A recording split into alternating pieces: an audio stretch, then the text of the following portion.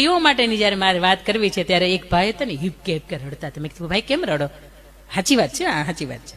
તો ભાઈ મને કે મારતી બેન બધા બિલ ભરાય છે કે બહુ મોટા મોટા ઘરના લાઇટ બિલ આવે, ફ્રીજ બિલ આવે, પાણીના બિલ આવે, ફ્રીજની અંદર જે પણ વસ્તુઓ લાવવાની હોય એના બિલ આવતા હોય, તો બધા બિલ હોય ને ભરાય, પણ એક બિલ નથી ભરાતું. એટલે મને અંદરથી ખબર પડી જ ગઈ હતી કયું બિલની વાત કરે છે. એટલે મેં પડી પાછું તોય પૂછ્યું કે બેન ભાઈ કયું બિલ નથી ભરાતું? ભાઈ હિપકે ચડી ગયા, બેન આ મેકઅપનું બિલ છે ને એ નથી ભરાતું.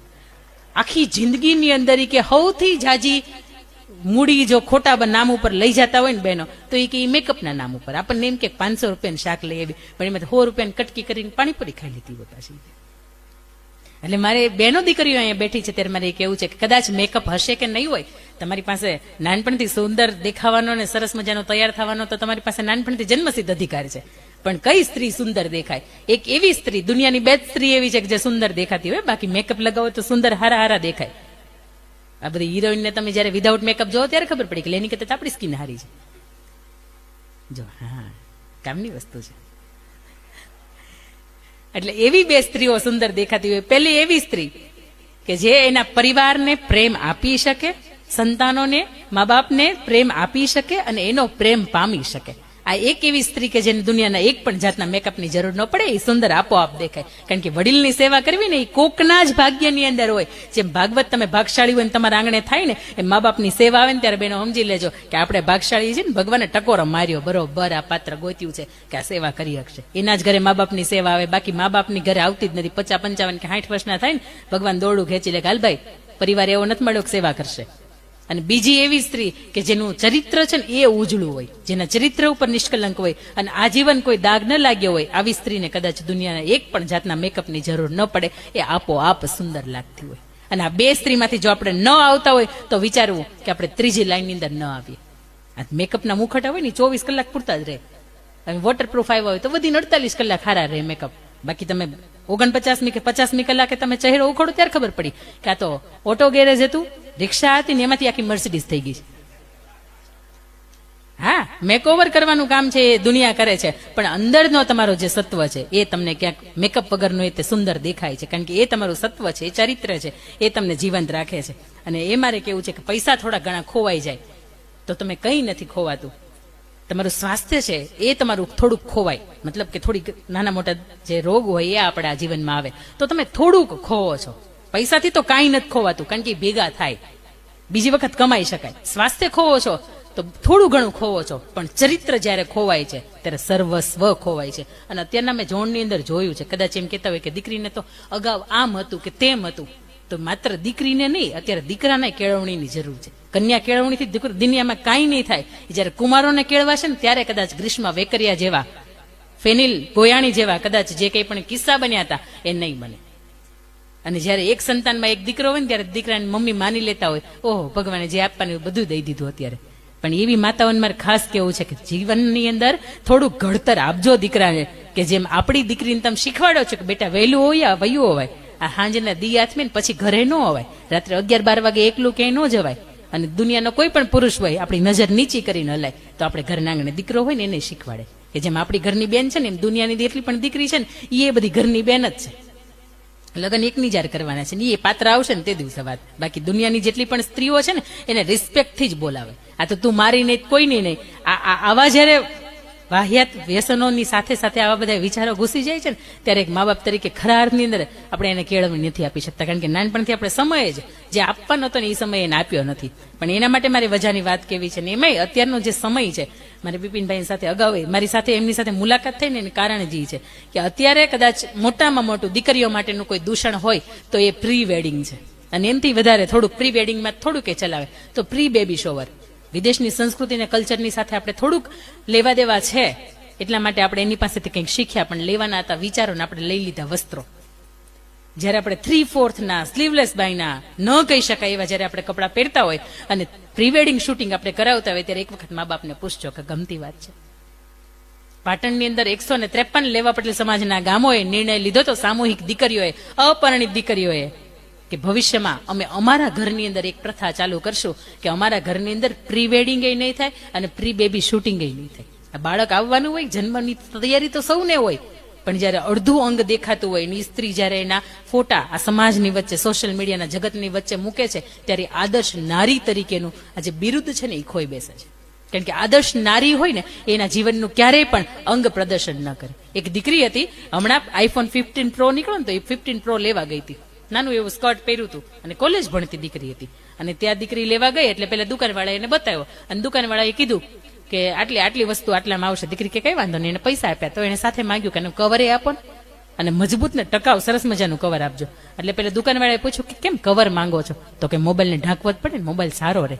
તો કે બેટા પહેલા મારી વિનંતી છે કે તારું શરીર છે ને એ તું ઢાંકી નાખ. જો તારું 1 લાખ રૂપિયા તને મોબાઈલ એમ લાગે છે કે ઢાંકવો પડશે તો તારું શરીર કદાચ કરોડોનું છે. મોબાઈલનું પ્રોટેક્શન તને એવું લાગે છે કે કવરથી થશે તો કદાચ કેટલા પૂરતા કપડાં પહેરીને આવું કે સમાજની વચ્ચે તું નીકળે ને તો કોઈ પણ વ્યક્તિને તને જોવા માટે આમ આખું એની નીચે ન થાય. કારણ કે દીકરી છે ને મર્યાદાનું પ્રતીક છે. દીકરી હજારો અહીંયા પુરુષો બેઠા હશે એની મસ્તીની અંદર વાતચીત કરતા હશે, ગમે એવી ગાળાગાળી કદાચ ચાલતી હશે, કોઈ 15-17 વર્ષની દીકરી આવે ને એટલે પરસ્પર એકબીજાની વચ્ચે વાત થઈ જાય. જોજે હો, દીકરી આવેલી આવે છે. 14-15 વર્ષની દીકરી હોય ને તો એ મર્યાદાનું પ્રતીક છે. પણ આપણે ઘણી વખત એટલું બધું ભણી લેતા હોઈએ તો આપણને એવું થતું હોય કે આપણા મા બાપ છે ને સાવ અભણ છે, બિચારા ભોળા છે, પણ આપણે એને શબ્દ આપી દીધો છે અભણ. અહીંયા જેટલા પણ માતાઓ બેઠા છે ને મારે એને દરેકને પૂછવું છે કે ક્યાંક આ શબ્દ આપણે સાંભળ્યો છે. અને આપણા બાળકો કે આપણા સંતાનો એટલા બધા ભણી ગયા છે ને આપણને એમ જ કે તું બેહીને તને શું ખબર પડે? એટલે ભાઈ એને ખબર પડતી એટલે તમારું જીવન છે, તમારું અસ્તિત્વ છે. એનું કારણ તમારી માને કંઈક ખબર પડતી હતી. એ ગાંડા ગેલા જેવી હોત તો એ કંઈક દુનિયા માટે ન મારતી હોત ઘરને ભાગીને. એવું કામે નહીં તમને જન્મ આપે. અત્યારના ઘણા પણ લગ્ન જીવન એવા થઈ ગયા છે કે જે કોન્ટ્રાક્ટ સાઇન થાય કે આપણા જીવનની અંદર આપણે લગ્ન કરીને રહીએ ખરા પણ આપણા કરિયરની અંદર આપણું બાળક નહીં આવે. એટલે આવી પણ માતાઓ છે કે જે સવારમાં પોતાનું બાળક હોય ને રડતું મૂકીને ખંભે પર્સ નાખીને નીકળી પડે છે, સાંજે આવે. કારણ કે પૈસો અત્યારે એટલું બધું સર્વસ્વ થઈ ગયો છે. પણ આ માતાઓએ જે ભોળી માતાઓએ તમને જન્મ આપ્યો છે ને તમારું જીવન કંઈક ઘડ્યું છે ને એને આપણે જે અભણ કહીએ છીએ એ ખરા અર્થની અંદર ખોટી વાત છે. આપણી પાસે વિડીયો શરૂ થશે, ઓડિયો થશે, વિડીયો નહીં થાય. એક સાથે તો ટ્રાય કરીએ આપણે. મેં સરસ મજાનું જે અભણ 3 મિનિટનું 2 મિનિટ ને 56 સેકન્ડનું મૂવી છે કે અભણ આપણે જે કહીએ છીએ તો એ ખરા અર્થની અંદર માના આપણે ઉપર ત્યાગ છે એ કેવા હોય તો એ મારે એક વિડીયોના માધ્યમથી આપને બતાવવા છે.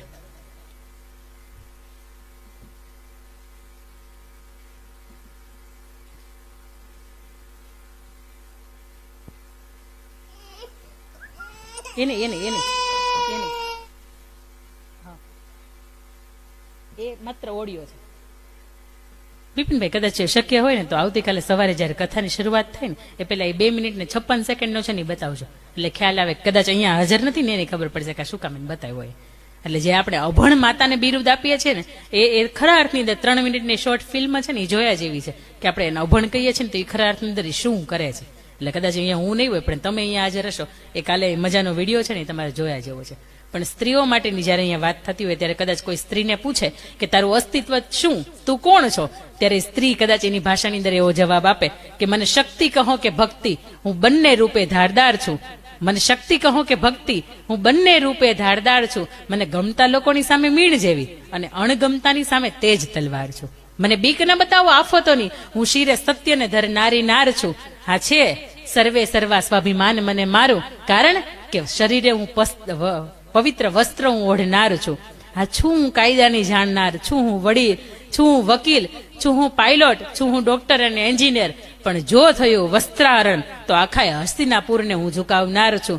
અરે મને વિષ આપો કે અમૃત શું ફેર પડે, અંકિતા હું રોજે રોજ પીનાર છું. આજની સ્ત્રીને કદાચ તમે ગમે એવું કહી દો છો ને એની અંદરથી જ એ એટલી ગરીબાઈની સાથે જીવે છે કે અંદરથી તમને કઈ બોલી નહીં શકે. અને જે બોલતા હશે એની એ તો આમાં કે આવતા જ નથી, એ અપવાદ છે. ઘણા તમે એમ કહેતા બેન તમે શું વાત કરો કે અમારે ઘરે આવો તો ખબર પડે કે કેવું બોલે, અમે કઈ બોલી ન શકીએ. એટલે હું એવું માનું છું કે ગામડાની લગભગ એવી બેન પણ એવી કોઈ બેન દીકરી એવી નથી હોતી કે જે પરિવારની વિમુખમાં જાય, પરિવારની વિરુદ્ધમાં જાય.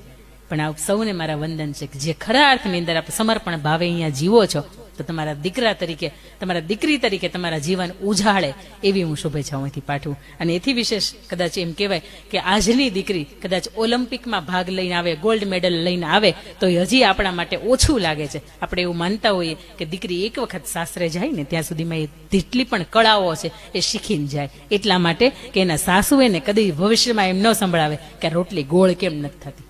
આ ટીંડોરા છે એને તું ગોળ જ કેમ સુધારશો ને લાંબા કેમ ન સુધારતી? કારણ કે એક પરિવારમાંથી જયારે બીજા પરિવારમાં જતા હોય ને ત્યારે ઘણી એવી સમસ્યાઓ હોય કે જે દીકરી એક જ એવી છે એડજસ્ટ થઈ શકે. બાકી આ ભાઈઓને તમે કહો કેમ કહો 5 દી તાર જવાનું સહારા ન જાય, જાય જ નહીં, એ રોકાઈ જ ન શકે. કારણ કે એનામાં ભગવાનની સત્વ જ નથી ભર્યું કે 5 ને 15 દી કાઢી શકે.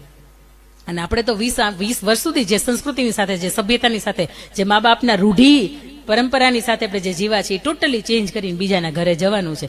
ત્યારે જેમ દૂધમાં સાકર ભળતા હોય એમ ભળી જાય. અને અહીંયા જયારે બહેનોની વચ્ચે જે સંપ હોય ને એવું ભાઈઓની વચ્ચે ન હોય. કારણ કે બહેનો જે ઓળખતા ન હોય ને તો અમરેલીના બસ સ્ટેન્ડમાં મળે ને તો એકબીજા નામું હશે. અને એમાંય જો 10-15 મિનિટ બસ હોય મોડી આવી હોય તો ક્યાં ના ક્યાં કોના માસીના હગાના બેનના દળન થતા હોય ને અને એને ભાભી થતા હોય ને તો એને હગા લાગે. 10 મિનિટ હોય તો એ પરસ્પર કંઈક વાતચીત કરે. પણ બે ભાઈઓ બેઠા હશે ને તો એ બસ કદાચ 2 કલાક મોડી આવશે ને તો એ બેઠા હશે ને એને જ બેઠા હશે. એની વચ્ચે એટલો બધો હમ્પ ન હોય કે આપણે પૂછીએ કે અને પાછા નીકળ્યા હશે ને તે બાજુના જ ગામના તોય તે અંદરથી હસશે નહીં. એટલે હસવાની ભગવાનની તાકાત આપી છે ને થોડીક બહેનોની અંદર વધારે આપી છે. પણ ત્યારે મારે એવું કેવું છે, ઘણી વખત આપણે પ્રી બેબી શોર્ટની વાત આવતી હતી ને ત્યારે કે આજની સ્ત્રી છે કે મારી ઘરે તો રામ જેવો અને કૃષ્ણ જેવો દીકરો હોય એ પેદા થાય, પણ તમારે ખાવું મેગી, પીઝા, બર્ગર, એનાથી વિશેષ બધું મંચુરિયન ને એ બધું ખાવું. અને એ પણ ગર્ભાવસ્થાની અંદર. એટલે જીવનની અંદર ક્યારેય પણ કૌશલ્યા માતાને પૂછજો છે મંચુરિયન કોને કહેવાય, એવું કહેશે કે મેં તો કઈ ટેસ્ટ જ નથી કર્યો, અને કર્યો હોત તો કદાચ મને રામ જેવો સુપુત્ર છે એ ન મળ્યો હોત. આજે પણ આ દેશના સરદાર વલ્લભભાઈ પટેલની જરૂર છે, પણ લાડબા નથી. આજે પણ આ દેશને મહારાણા પ્રતાપની જરૂર છે, જયવંતાબાઈ નથી. પણ આજે પણ આ દેશને શિવાજીની જરૂર છે. પણ હાલેડું ગાવા વાળી રાતે એકલી મધરાતે હિચકાવતી અને હિન્દુ સ્વરાજ માટે લડવાની ભાવના. એક વખત પહેલો શ્વાસ લીધો હતો, 1 કલાકનું બાળકને થયું હતું. અને એ સમયે એને કીધું હતું કે કદાચ કાલ બેટા હિન્દુ સ્વરાજને બચાવવા માટે હું હોઉં કે ન હો, આ રાજ્યને તારે બચાવવા માટે તારે મહેનત કરવાની છે. એ માતા જીજાબાઈ આજે નથી. અને એ નથી ને એટલા માટે આજે કોઈ મહાપુરુષ છે ને એ સ્ત્રીના કુખેથી પાકતા નથી. નારી તું નારાયણી, નારી રતનની ખાણ, નારીથી નર નીપજ્યા પ્રહલાદ ધ્રુવ સમાન. દુનિયાના જેટલા પણ મહાપુરુષને તાકાત આપવાની શક્તિ હોય ને તો એ સ્ત્રીની પાસે છે.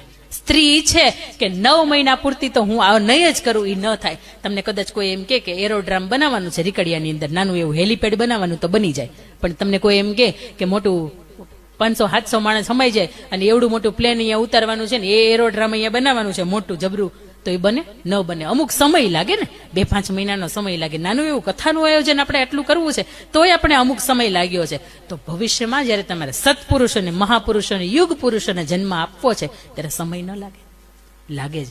કારણ એ સમય એ એટલા માટે ન લાગે કે હું આ શ્રેષ્ઠ દુનિયાને પુરુષ આપીને જાઉં, કે દેશની આ વીરાંગના છે ને એ આપીને જાઉં. એની પણ મારે 1-2 વાત કરવી છે ત્યારે.